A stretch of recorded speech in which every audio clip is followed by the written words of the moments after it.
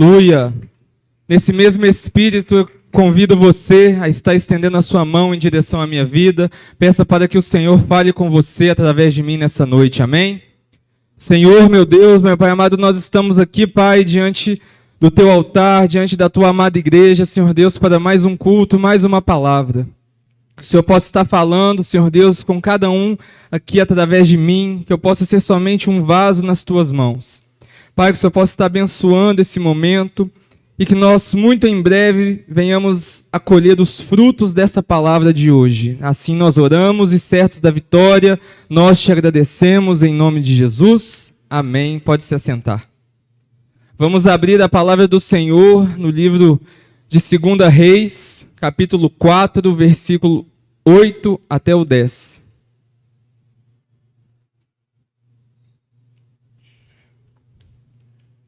Santo, santo é o teu nome, Jesus. A palavra do Senhor diz assim: Sucedeu também um dia que, indo Eliseu a Sunem, havia ali uma mulher importante, a qual o reteve para comer pão. E sucedeu que todas as vezes que passava por ali, entrava para comer pão. Versículo 9. E ela disse a seu marido: Eis que tenho observado que este, que sempre passa por nós, é um santo homem de Deus. Vamos ler de novo essa parte. Que passa por nós é um santo homem de Deus. Façamos-lhes, pois, um pequeno quarto junto ao muro, e ali ponhamos uma cama, uma mesa e uma cadeira e um candeeiro. E há de ser que, vindo ele a nós, para ali se recolherá. Amém. Somente até o versículo 10. A palavra de hoje para nós é santificação. A santificação, ela é a ponte para ter o conhecimento de Deus e viver a sua glória. Então hoje nós temos o objetivo de compreender que a manifestação da glória do Senhor está ligada com uma vida de santificação. E não apenas a busca por uma experiência espiritual. Nós vemos aqui, irmãos, no versículo 9, uma declaração da mulher muito simples, mas muito profunda. Ela diz: Vejo que este que sempre passa por nós é santo homem de Deus. E vamos analisar esse contexto. Ela não apenas disse que Eliseu era um profeta, não exaltou aqui os milagres que, através da vida de Eliseu, Deus operou. Aqui ela não destacou como ele pregava bem, o quão eloquente era a pregação dele. Mas o que chamou a atenção dessa mulher foi a santidade. Este que passa por nós é santo homem de Deus. E isso é algo que nos chama a atenção na condição de seres humanos. Ser humano. A condição que todos nós compartilhamos aqui nessa noite.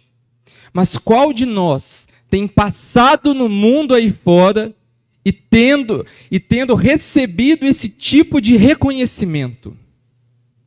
Nossa, essa mulher que trabalha comigo, ela é santa mulher do Senhor. Nossa, esse meu colega de classe, ele é santo homem de Deus. Qual de nós tem tido esse tipo de reconhecimento que Eliseu teve? Fique a reflexão. Então vejamos, antes de conhecer o dom, ela reconheceu o caráter. Então, aprenda, o nosso caráter chega primeiro nos lugares do que os nossos dons, do que a nossa eloquência, do que os nossos talentos. Porque nós vivemos em dias em que muitos querem o poder de Deus, querem viver essas experiências espirituais, mas poucos querem o processo que conduz a isso. E a pergunta é: como chegar mais perto de Deus sem fugir da presença dele quando ele se manifestar? Você está pronto para conhecer o Senhor? Você está pronto e preparado para que Deus chegue perto de você? A forma de como se preparar para isso, ela é simples. santificação. Essa é a nossa preparação. E a presença de Deus, ela não é tão confortável quanto as pessoas pensam que ela é, ou como elas imaginam. Quando Deus se aproxima da nossa natureza humana, o nosso primeiro sentimento é de desconforto. Muitas pessoas pensam que na presença de Deus vai produzir aquela sensação, como eu posso dizer, somente a parte boa, somente a alegria exultante, somente a paz que excede todo o entendimento. Muito se engana. Por quê? Da onde que nós tiramos isso? Vamos para a palavra? Exemplo no Monte Sinai. O povo de Israel, recém-liberto do Egito, foi marcado um dia com o Senhor onde Deus ele iria chegar diante do povo dele. E todo o povo se reuniu, todo o povo se santificou, se preparou. Só que quando Deus ele começou a se aproximar, o que aconteceu? O que houve? Trovões, relâmpagos, nuvens espessas e temor. Você está preparado para ouvir os trovões que é a presença do Senhor? Você está preparado para o estrondo que a presença dele causa? Você de fato quer estar neste lugar? Nós vemos que o povo dizia que queria estar perto, mas quando Deus apareceu, não Moisés, fale você com o Senhor e nós o ouviremos. Por que isso, irmãos? Porque muitos querem a glória, mas não suportam o que ela revela. Poucos são que suportam. Porque o que acontece quando Deus se aproxima de nós? O que é que acontece? Os nossos pecados ficam evidentes. As nossas fraquezas aparecem. As nossas máscaras caem. Nós já não somos o santo que eu via na igreja. Mas quando nós nos aproximamos do Senhor, da presença dEle, acabou. Não há como se esconder. Não há como encobrir. Não há como mentir. Não há como dissimular. Não há como manipular.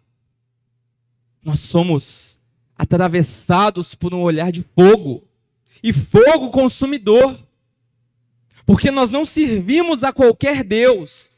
Um Deus corruptível, mas nós servimos a um Deus santo. E a presença de Deus, embora ela seja forte, ela seja estrondosa, ela seja imensa, ela não vem para nos destruir. Mas a presença vem para mostrar o quanto que nós somos dependentes da graça do Senhor.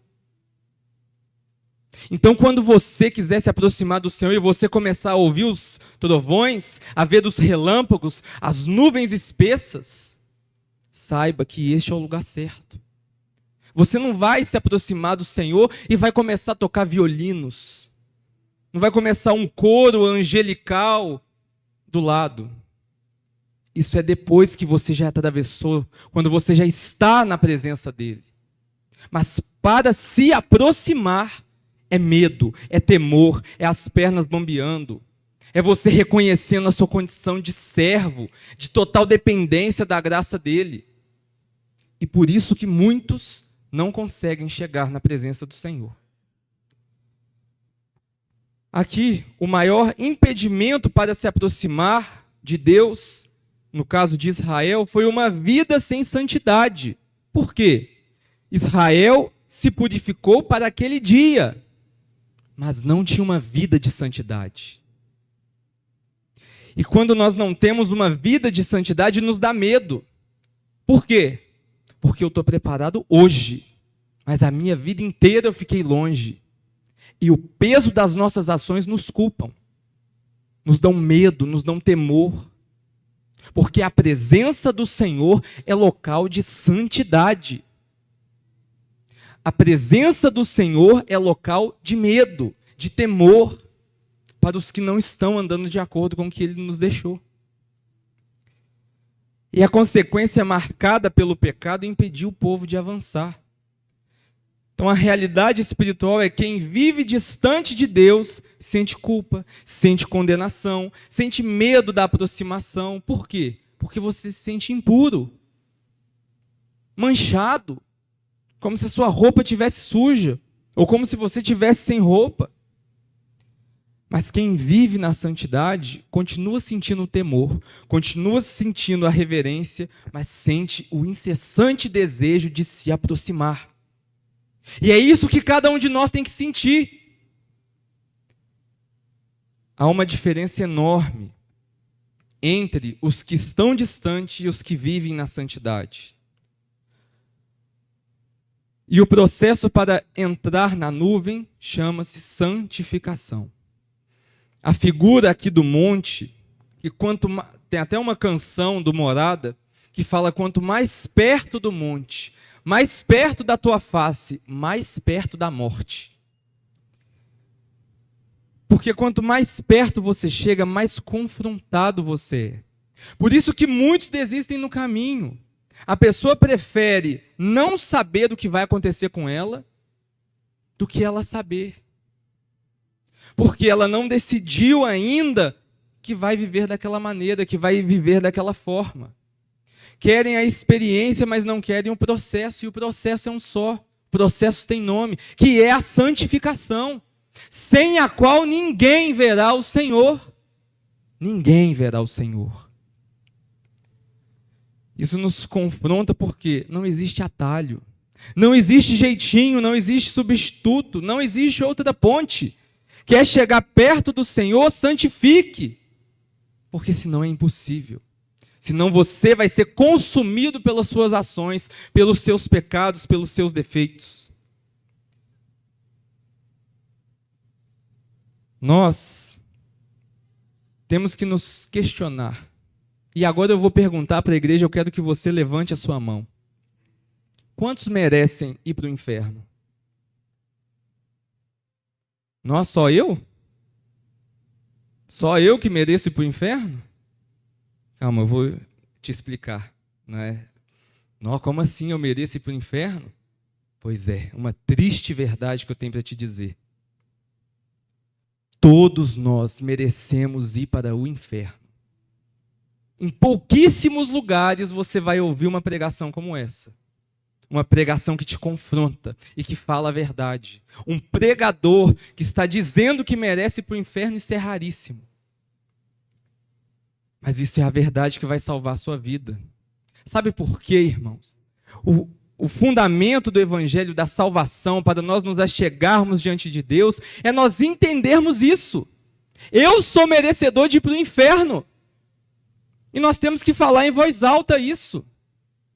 Sabe por quê? Senão você, na sua mente, você começa a achar que você merece ir para o céu porque você é bonzinho. Porque você tirou um agasalho para dar para um morador de rua. Porque um dia você ofereceu um prato de comida a quem estava com fome. Quantos merecem ir para o inferno? Deixa eu ver se vocês entenderam. Quantos merecem ir para o inferno? Eu estou vivendo com alguns santos ainda, aleluia. Então estou na igreja certa. Achei que só eu que estava pecando, que era merecedor da graça do Senhor. Mas, tirando o momento de brincadeira, mas, irmãos, isso é sério. Por quê? Porque você e eu merecemos ir para o inferno, por mais que doa na minha carne ter que te dizer isso. Porque você é muito bonzinho, porque eu vejo você aqui todos os cultos, porque eu vejo você aqui atuando na obra do Senhor.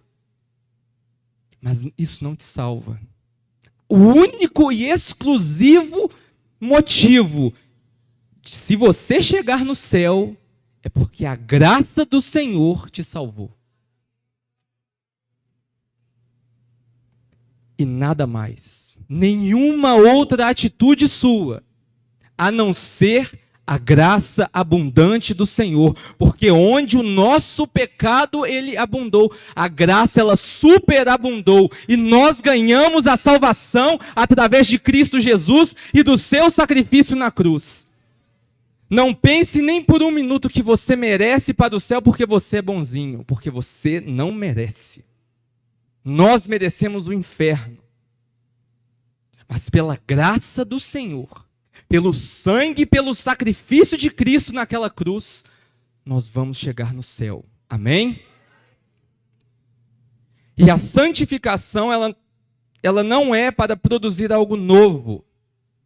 A santificação é para continuar o que Cristo fez. O que Cristo fez quando ele veio à terra? Foi um homem santo. Ele sentiu na pele o que é você ser humano. Ele sentiu as dificuldades que um corpo humano tem. Ele sentiu as dores da crucificação. Mas o que? Cristo, ele conquistou o acesso para nós. Ele veio e o véu foi rasgado de cima a baixo. Ele abriu a porta. Ele deu-nos acesso, a obra foi realizada. Então agora a nossa responsabilidade qual que é? Qual que é a sua responsabilidade? Viver o modelo que Cristo deixou para você. A parte mais fácil a gente pegou, irmãos. Nós estamos aqui hoje, em 2026, nem perseguição nós passamos. Nem perseguição nós passamos, irmãos. O máximo uma piadinha ou outra daí, que você é um crente careta, mas isso nunca matou ninguém. Mas o problema atual é que muitos querem os dons sem o caráter. Querem o poder sem a santidade. Querem a manifestação sem a transformação.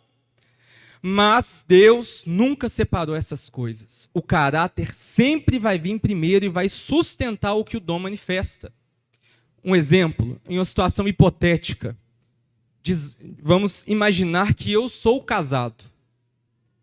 E aí, certo dia, vocês me encontrem em um bairro afastado, em um barzinho com uma outra mulher que não seja a minha esposa. E no domingo seguinte você me encontra daqui pregando. E várias pessoas dando glória a Deus, e isso e aquilo, e vidas sendo transformadas. Você iria vir aqui no próximo domingo? Sim ou não? Porque para nós, o caráter ele é importante. Só que qual que é a diferença? Sabe qual que é a diferença? Vou falar até baixo, porque é um segredo. Porque nós não fomos expostos ainda. É só por isso que você decidiria não vir mais.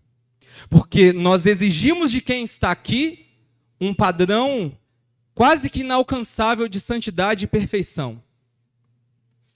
Mas quando nós estamos naquele quarto escuro, o nosso pecado ali revelado e escancarado, nós não queremos que seja exposto. Muitos cantaram aqui, estavam tendo caso extraconjugal. Muitos cantaram aqui, estavam mentindo. Muitos pregaram aqui, estavam cometendo tais pecados. Isso em qualquer lugar da terra, onde você for. Então por que nós não podemos nos colocar na situação de melhores que os outros? Porque o nosso pecado ainda não foi exposto. Porque no dia que isso acontecer, nós abaixamos a nossa bola. E nós começamos a orar pedindo a misericórdia do Senhor pela vida de quem caiu. A gente não olha mais com desprezo para o irmão que não está mais aqui. Olha só que vexame, que vergonha. Agora é lá, frequentador de bar, viciado. A gente abre a boca para falar isso porque o nosso pecado está escondido. Porque ninguém achou ainda aquilo que você faz escondido. Ninguém viu dentro do seu coração a mentira, a inveja, a soberba. Então você pode continuar sendo esse símbolo de justiça. Só que o Senhor conhece o nosso coração. É por isso que o povo de Israel, quando se aproximou do monte, viu aqueles trovões, viu aquela nuvem, se desesperou. Não quis prosseguir, porque ali tudo foi revelado. Você adorou a outros deuses. Você está caminhando aqui, mas o seu coração não está aqui. Então tome cuidado, igreja. Deus, ele revela a glória dele depois de revelar o que precisa ser tratado. tratado em nós. Nós temos calos e fraquezas diferentes. Mas antes da glória vir, Deus ele mostra o pecado oculto. Não para humilhar, não para expor, mas para preparar. Porque a presença dele exige preparação, exige santificação. A santificação não é procurar o pecado nos outros. Não é para você ser juiz dos outros, o juiz do seu irmão. Ah, fulano já fez isso. Está lá cantando, mas já foi assim, não é para você fazer isso. É para você olhar para você. Nossa, eu fui na igreja quase que todos os cultos nesse ano. Mas e o seu caso que ninguém descobriu? Mas e o desejo no seu coração pela mulher do próximo? Mas e a mentira que você contou? Então, irmãos, essa pregação de hoje, ela é para suar. O banco está desconfortável. Mas isso aqui é para expor aquilo que precisa mudar. Onde que eu estou errando? O que eu preciso melhorar? O que Deus tem dentro de mim para ser transformado? Porque o Senhor quer isso aqui que nós cantamos aqui há pouco tempo. És meu filho amado. Ele quer mesmo que você seja esse filho amado. Ele quer mesmo esse relacionamento. Mas enquanto você continuar escondendo as coisas dele, isso não vai chegar. E você vai continuar sempre nesse raso, o resto da sua vida, até que você se depare com o inferno. E aí que o susto vem. Mas eu não era merecedor do inferno. Por isso que eu te fiz essa pergunta, para você começar a pensar.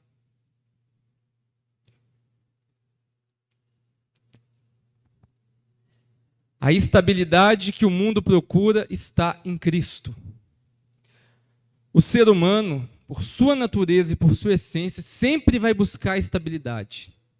Nós trabalhamos, estudamos em busca e em prol da estabilidade. Nós queremos patrimônio pela estabilidade. Nós queremos um bom salário para ter estabilidade. Mas isso tudo isso que nós buscamos, nós não acharemos em dinheiro, patrimônio, posição, pessoas, influência. Tudo isso pode falhar. A grande lição aqui para nós, igreja, é que a estabilidade não é um lugar onde você vai chegar, mas é uma pessoa. E quem que é essa pessoa? Cristo. Cristo que irá governar a sua vida. E quando Cristo governa a sua vida, você tem paz, você tem segurança, você tem estabilidade. Porque tem muitos em condomínios fechados, armados com seguranças que não se sentem seguros. Então a estabilidade que o ser humano procura está em Deus. Amém? Deus muitas vezes deixa o exterior instável para fortalecer o interior. Nessa busca por nos aproximarmos de Deus, Deus permite crises. Deus vai permitir ventos contrários, turbulências. Por quê? Porque Ele quer nos ensinar que a nossa segurança não está nas coisas ao nosso redor. Está em Cristo. O que Paulo nos ensina? Ele declarou que o viver é Cristo e o morrer é lucro. A estabilidade de Paulo aqui não está nas circunstâncias. Não está nas circunstâncias. Não está naquilo que eu estou vivendo. Mas está em Cristo Jesus. Eu vou contar um exemplo rápido. No ano passado, eu tive... Como é que chama? Qual que é o nome? Eu até que esqueci. Eu fiz uma cirurgia no ano passado. Apendicite. Isso mesmo. Então eu tive apendicite, tive que operar. Tive que ir para a sala de cirurgia. Domingo normal, o médico na maior tranquilidade, daqui a pouco eu estou vindo buscar você para a cirurgia. Você precisa operar de urgência. E ali a gente fica meio... E agora? Porque ali eu estou um passinho ali, da morte. E por muito contraditório que pareça isso, eu estava tranquilo. Inclusive, eu falei para minha mãe, que deixou ela doida, inclusive, falei assim, ô mãe, olha, eu já orei, já entreguei a minha alma ao Senhor, e eu vou te passar todas as minhas senhas. E eu passei tudo para ela, irmãos. Senha de banco, senha de celular, senha disso, senha daquilo. Porque eu não sei o que pode acontecer. Procedimento cirúrgico, muitas pessoas foram e não voltaram mais. Só que mesmo que hoje a gente ri, a gente dá risada, mas na época desesperou ela.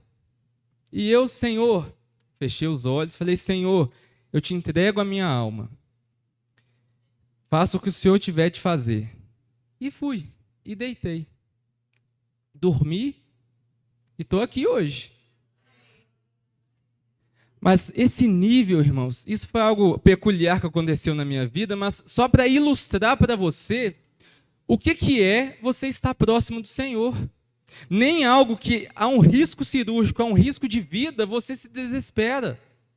E eu não estou falando que a partir disso eu nunca mais me desesperei e nunca mais fiquei preocupado com nada. Mas naquele momento, nessa experiência que eu tive com o Senhor, eu estava tranquilo. E eu fui para a mesa de cirurgia tranquilo.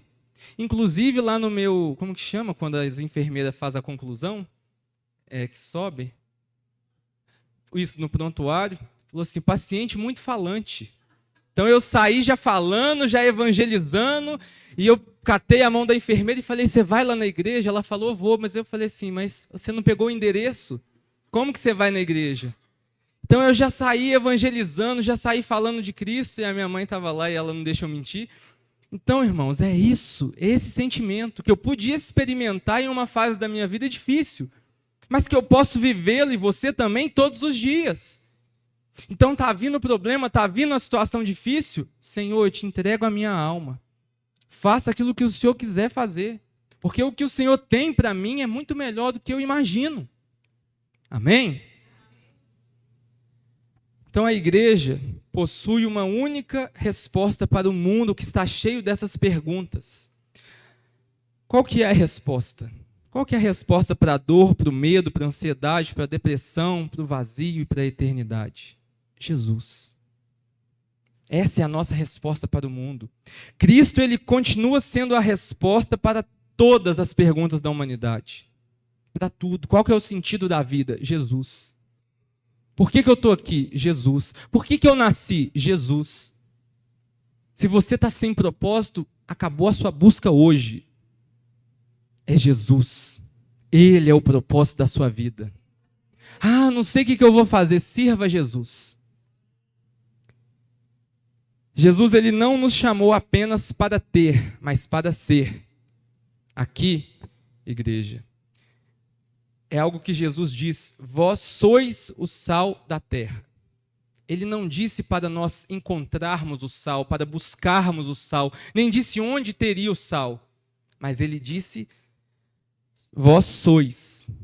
Em outro também ele diz, vós sois a luz do mundo. Ele não mandou procurar a luz, ele não mandou ir achar onde que você vai encontrá-la. Não, ele mandou você ser.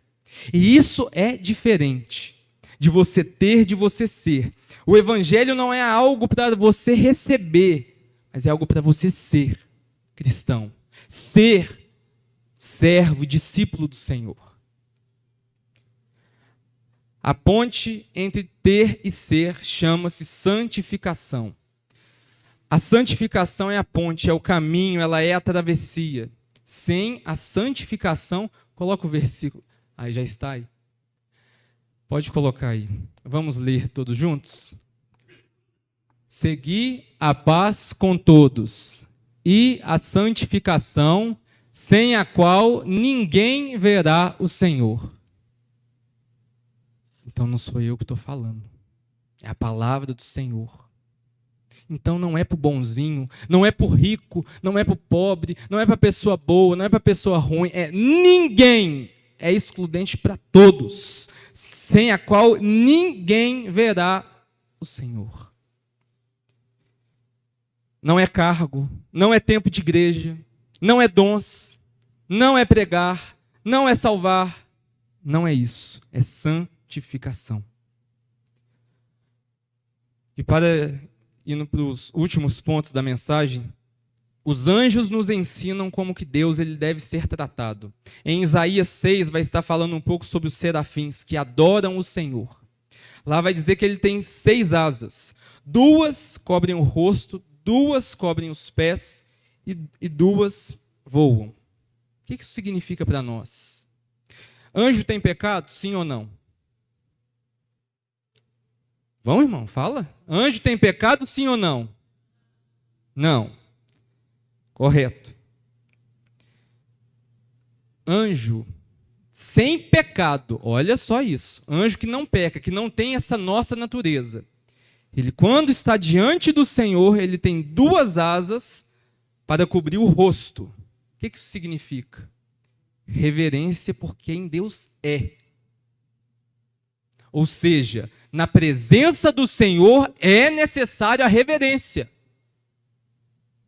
Nós estamos na presença e na presença de um rei. Vou falar, não é para ninguém aqui de hoje, mas é para a nossa conduta como igreja durante todo esse tempo.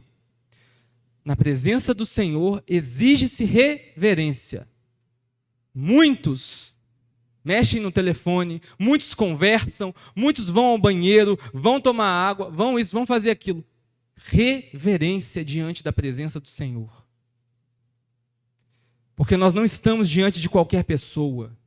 Nós não estamos diante de um amigo somente, mas nós estamos na presença de um Deus santo.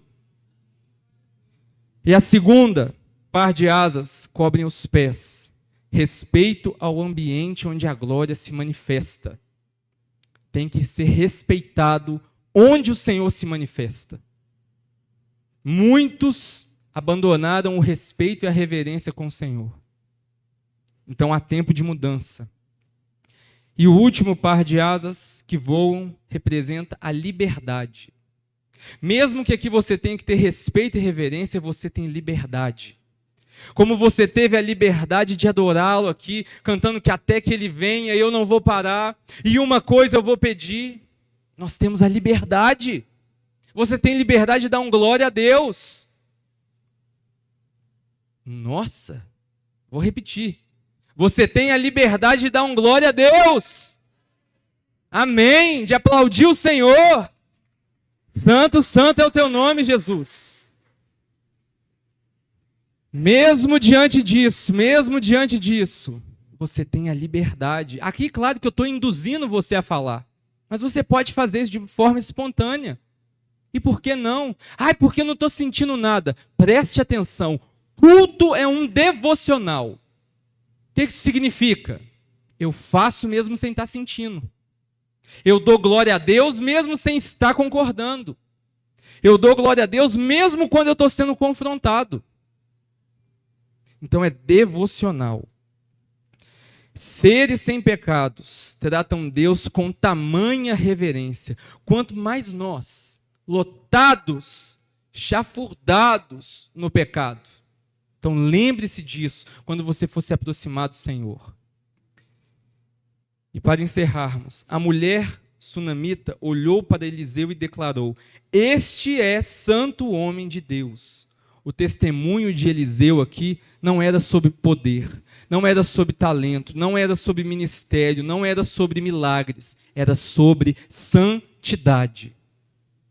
Nós seremos reconhecidos pela nossa santidade, pela nossa conduta ilibada. Lembre-se de Jó, quando o Senhor foi interpelar Satanás dizendo: tu conheces o meu servo Jó?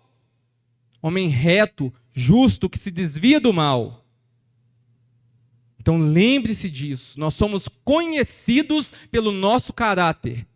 Deus passa a nos conhecer a partir do nosso caráter. Então Deus hoje ele está chamando a sua igreja para algo maior. Maior do que suas emoções espirituais. Ele não quer você aqui para você fechar o olho e sentir um arrepio. Não é só isso. Não é. É uma mudança de mente. É uma metanoia, é uma transformação de dentro para fora, onde o seu DNA, a forma de você agir, de você pensar, vai ser mudada por essa palavra que está sendo ministrada hoje. É onde o seu íntimo está sendo confrontado, está sendo colocado contra a parede. É isso que o Senhor quer de você. Então, qual que é a ponte? Qual que é a ponte que nós aprendemos hoje? Qual que é a ponte, igreja? Santificar. Então, vou perguntar de novo. Qual que é a ponte? Eu vou ter que fazer igual o profeta, né, no vale dos ossos secos. Ter que pedir para vocês ressuscitarem aí. Qual que é a ponte? Vamos evangelizar o pessoal ali que está comendo lanche. Vai, eu quero que eles escutem. Qual que é a ponte? Qual que é a ponte? Amém. Saia daqui com essa palavra hoje. Santificação. Essa é a ponte para você chegar na presença do Senhor. Quer a presença? Está disposto a atravessar essa ponte que é a santificação? E um versículo para nós encerrarmos. Sede santos, porque eu sou santo. A glória, ela é o destino. A santificação é o nosso caminho. Então lembre-se, você está servindo um Deus que é santo. Você não está servindo um hipócrita, que manda você se abdicar e que ele vive como da forma que quer. Mas você serve um Deus que é santo. Você serve Jesus que veio à terra e sobre ele não foi achado uma mancha, uma mácula, um pecado. Tanto que ele foi crucificado pela vontade do povo e não por ter feito algo. E não por ter cometido algum erro. Mas pela maldade do povo da época. O povo que ele mesmo veio salvar. Então não se esqueça que o nosso Deus, ele é santo. Mas que mesmo tendo que ter reverência, mesmo tendo que ter temor pelo Senhor, também tem liberdade. Também tem como nós sermos filhos amados. Também tem como nós sermos libertos dos nossos pecados. Também tem como nós nos aproximarmos dele. Então, hoje é um culto de mudança de mente, de perspectiva, da forma como nós pensamos. Não é só para hoje, domingo, 8 horas. Mas é para amanhã, na sua segunda. Como você vai tratar o seu colega de trabalho. Como você vai ser na sua casa. Como você vai ser na sua escola. Como você vai ser na sua faculdade. E é aí que você será conhecido. Santo homem de Deus. Santa mulher de Deus. Pelo seu caráter. Amém? Então se coloque de pé nessa noite. Feche seus olhos. Vamos estar orando ao Senhor. Aleluia, santo, santo é o teu nome, Jesus.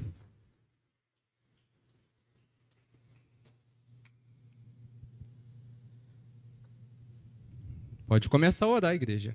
Vamos orar. Amém? Santo, santo é o teu nome, Jesus. Oh, Senhor. Nós te agradecemos, Pai, por esse momento. Por esse momento de confronto, Senhor. Por essa palavra, Senhor Deus, que foi de encontro ao nosso íntimo, ao nosso secreto. Ô Senhor, nós estamos aqui, Pai, reconhecendo que nós somos merecedores de ir para o inferno, mas que pela Tua graça e pela Tua misericórdia, nós somos salvos de lá. Nós somos salvos da mão de Satanás. Nós fomos salvos da casa do valente, onde o Senhor mesmo veio até aqui na terra, se entregou naquela cruz, pagou o preço pelas nossas vidas, Senhor. Ô Senhor, derrama sobre nós o temor e o peso dessa ação, meu Pai. Se nós estávamos aqui adormecidos, não entendendo o peso que foi isso, meu Pai, restaura em nós, Senhor Deus, esse peso e esse temor. Que nós não venhamos a nos desviar desse caminho, Pai. Que nós não venhamos, Senhor Deus, a nos esquecer que o Senhor é santo. Que o Senhor é o Senhor dos exércitos. Que o Senhor é todo-poderoso. E que o Senhor é digno de receber a nossa santificação. O Senhor é digno, meu Pai, de receber a nossa conduta ilibada, de receber de nós o nosso caráter, a nossa contraprestação. daquele sacrifício na cruz.